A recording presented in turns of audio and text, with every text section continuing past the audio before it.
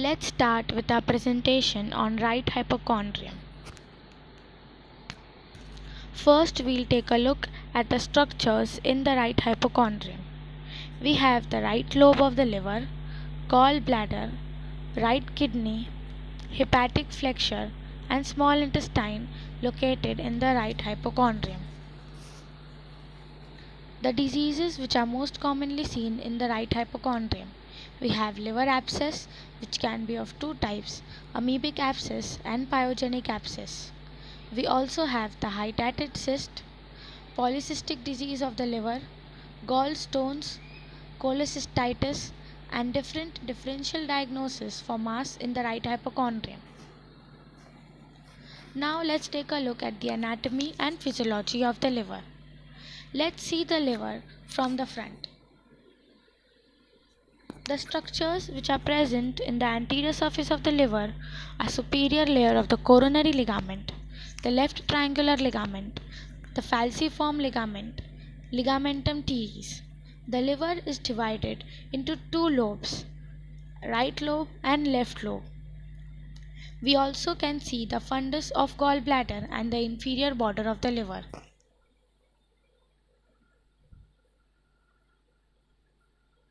Let's take a look at the liver from behind and below.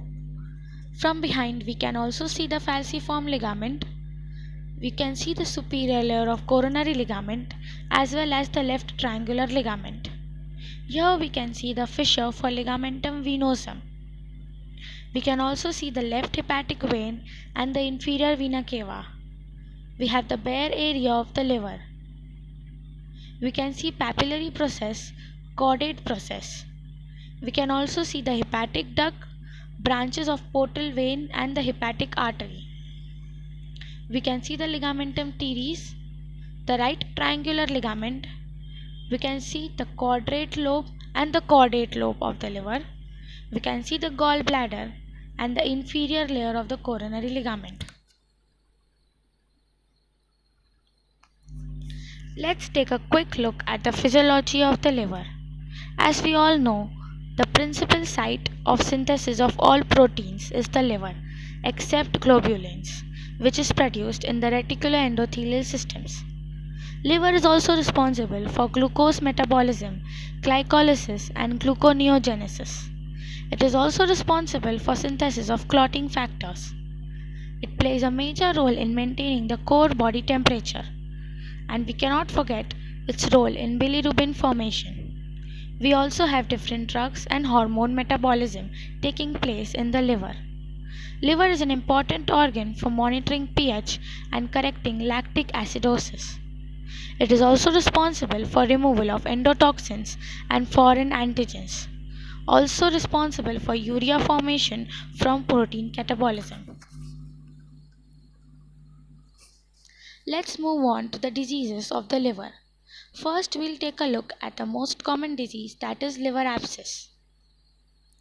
Now we'll study two diseases at the same time and differentiate them according to their clinical features and investigations. First, take a look at these two diseases, that is pyogenic liver abscess and amoebic liver abscess. We'll see the clinical features of the same. Now both these abscesses have alcoholic males. In amoebic liver abscess, the males are mostly from age group of 20 to 40 years. In pyogenic, we have debilitated men, whereas in amoebic liver abscess, the men are of low socioeconomic status. In pyogenic, if the abscess is acute, then it can be multiple. If it is chronic, then it can be single, and there will be tender hepatomegaly. In amoebic liver abscess, there will be severe pain in the right hypochondrium in the stage of amoebic hepatitis. Let's compare the fever of both the abscesses. In pyogenic liver abscess, the fever can be from low grade to high grade pyrexia with abdominal discomfort. In amoebic liver abscess, in the initial stages, that is in the stage of amoebic hepatitis, the fever will be low grade. In later stages, the fever can be high grade with chills and rigors. Let's move on to investigations of both the abscesses. Now in both pyogenic as well as amoebic liver abscess, the CBC will show an increase in the total WBC count. Stool routine examination. For pyogenic liver abscess, the amoebic cyst can be seen, and additionally we'll do culture and sensitivity for typhoid bacilli. Whereas in amoebic liver abscess, it will show positive for ova and cyst of entamoeba histolytica in 25% cases. Next, we can screen the chest X-ray. In pyogenic liver abscess, we will see air under the diaphragm, which is due to perforation of hollow viscus. Or we can also see a diagnosis of empyema thoracis. In amoebic liver abscess, when the patient is asked to take a deep breath, right side of the diaphragm does not move due to inflammatory adhesions between liver and diaphragm. This is called homolateral immobility of diaphragm. A small pleural effusion can also be seen. Now, the investigation of choice, that is abdominal USG. Abdominal USG is done in both the cases, pyogenic as well as amoebic. In pyogenic, we do abdominal USG and USG guided FNAC, which draws frank pus. Additionally, we also do pus. We send the pus for gram staining. In amoebic liver abscess, we do the USG to locate the site of the abscess and then to confirm. And again, as same, we do USG guided FNAC and biopsy. Here is a CT scan showing hypodense lesion in the right lobe of the liver, which suggests pyogenic liver abscess. Whereas in the right, we have an image of Ancois sauce pus, which is seen in amoebic liver abscess.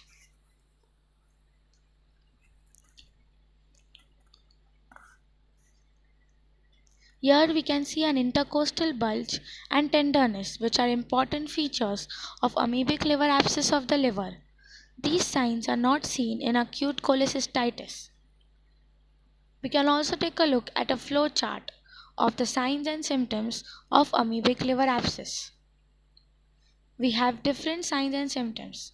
First is abdominal, that is tender hepatomegaly, right upper quadrant pain, intercostal tenderness, and peritonitis if there is a rupture. Thoracic symptoms include cough and shoulder pain. Systemic symptoms, as we saw, high-grade fever with chills and rigors in the later stages. Symptoms due to complications include pleural effusion and pericardial effusion.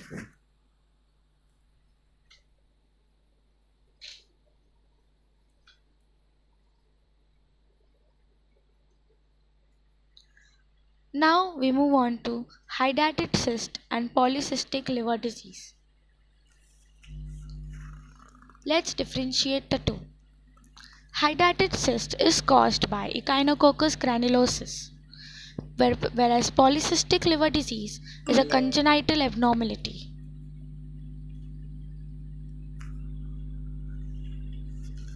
Now we move on to the clinical features. Hydatid cyst is mostly asymptomatic, that is silent, and it is accidentally discovered during routine investigations. There will also be a dragging pain in the upper abdomen due to hepatomegaly. In polycystic liver disease is also asymptomatic, and it does not produce any liver cell failure. There can be right hypochondriac pain mimicking cholecystitis. On examination, hydatid cyst will show enlarged liver, smooth surface, round borders, and non-tender. But we have a typical hydatid thrill, where we keep 3 fingers over the liver and percuss over the middle finger and get the impulse by other 2 fingers. Polycystic liver disease also has an enlarged palpable liver, smooth surface, round borders, and non-tender. So in order to differentiate the two, we have to look for typical hydatid thrill. Now we move on to investigation of hydatid disease and polycystic liver disease. Now in both we do USG, but the USG in hydatid cyst is to locate the cyst and for aspiration purposes. whereas same is done in polycystic liver disease. We also do a CT scan in both these diseases. In hydatid cyst, the CT scan shows a classical cartwheel pattern. We can also do a plain X-ray of the abdomen, which shows speckled calcification. These are the calcified hydatid cyst. Now we have percutaneous drainage. This is included in the treatment procedure. Percutaneous drainage is also called as a mnemonic called PAIR, where P stands for puncture, A for aspiration, I for injection, and R for reaspiration. We can also do an ERCP, that is endoscopic retrograde cholangiopancreatography. And we have another test, that is Cassoni's intradermal test, but this test is no longer used now. We can take a look at the X-ray to the left. This shows calcified cyst.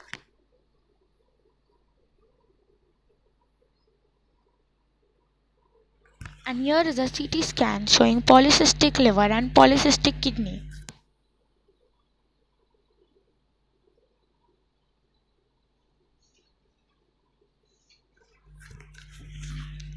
Here we have pictures of infected ruptured hydatid cyst. We can observe the green color due to biliary communication. We can also see the pearl-like daughter cyst. Now hydatid means dewdrop in Latin and watery vesicle in Greek. This is another picture of the daughter cyst. And it is very important to clear all these to prevent any recurrence. Now this is for polycystic disease. Here we can see a simple cyst at surgery. We need to observe the thin wall with slight bluish color. Here we can appreciate the thin wall with slight bluish color. This picture shows de-roofing of the wall which has been done, and the color of the fluid which is slightly greenish. Now we move on to gallbladder and take a look again at its anatomy and physiology. Now the anatomy of gallbladder. The gallbladder has fundus, body, Hartmann's pouch, valves of Hester, a Calitz triangle, common hepatic duct, cystic duct, and then a common bile duct. Functions of the gallbladder, as we all know, it is a reservoir of bile. It also plays a major role in concentration of bile and a major role in mucus secretion. Now we move on to diseases of the gallbladder. Like in liver, we also study two diseases at the same time in order to differentiate between them. We'll study acute cholecystitis and cholelithiasis. First, let's see the meaning of these two. Cholecystitis, as the name suggests, it is an acute bacterial inflammation of the gallbladder with or without stone, whereas cholelithiasis is nothing but called stones. Clinical features: in both, we have a fatty, fertile female who is a typical victim. But in order to differentiate, in cholelithiasis, we have a fatty, fertile, and a flatulent female who complains of gaseous distension with heartburn, belching, intolerance to fatty food, and abdominal discomfort. Now we move on to the colic of cholecystitis and cholelithiasis. In cholecystitis, there will be severe upper abdominal pain along with a low-grade fever, as it is a bacterial inflammation. There will also be a right shoulder pain. This right shoulder pain is due to inflammatory exudate irritating under the surface of diaphragm. In cholelithiasis, we have a colic that is very characteristic called as gallstone colic, which usually occurs at night because the stone tends to block the cystic duct or the neck of the gallbladder when the patient is in supine position. Let's move on to examination of cholecystitis and cholelithiasis. In cholecystitis, we have a very specific examination to be done, that is Murphy's sign. where we keep the fingers in right hypochondrium and ask the patient to take a deep inspiration. At the height of inspiration, there is a sudden catch in the inspiration. This sign is due to inflamed gallbladder which comes in contact with the abdominal wall when the person inspires. For cholelithiasis, there will be pain in the right hypochondrium which will shoot to the back or between the shoulder blades, which is very characteristic. Now the pain may be continuous and may radiate to the chest also. This is due to the spasm of the gallbladder, and hence the patient may also present with vomiting, and there will be extreme tenderness in the right hypochondrium. Let's see the differential diagnosis for those two. For cholecystitis, we have perforated peptic ulcer, acute pancreatitis, high retrocecal appendicitis, amoebic liver abscess. As we saw in amoebic liver abscess that there are signs which can mimic cholecystitis, and lobar pneumonia. For cholelithiasis, we have chronic duodenal ulcer, reflux esophagitis, pancreatitis, and MI, that is myocardial infarction. Now the investigations for cholecystitis and cholelithiasis are the same, so we can study them together. Total WBC count in both will be raised. We have to do blood and urine sugar in order to rule out diabetes mellitus. We have to take a plain X-ray of the abdomen in erect position. This will show gallstones, as will be seen as radio-opaque shadows in the right hypochondrium. If the X-ray is taken in lateral view, then we can see these radio-opaque shadows in the vertebral bodies. Then we should advise an emergency USG, which will be seen as posterior acoustic shadow, and an HIDA scan, that is hepatic immunodiacetic acid scan. Now as in the images you can see how we elicit the Murphy's sign and we experience a sudden catch when the person inspires. We can also see a plain X-ray of the abdomen which is showing some radio-opaque shadows indicating gallstones.